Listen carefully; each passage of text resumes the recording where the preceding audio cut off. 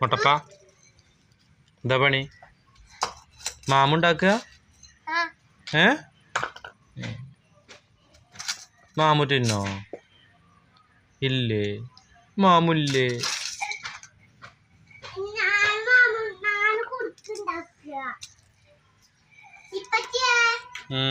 ഇജെന്താ ഉണ്ടാക്കണത്? കുടുക്കോ? എന്തിനു കുടുക്കുണ്ടാക്കണ്? തന്നെ മുട്ടപ്പന് വേണോ കുടുക്ക്?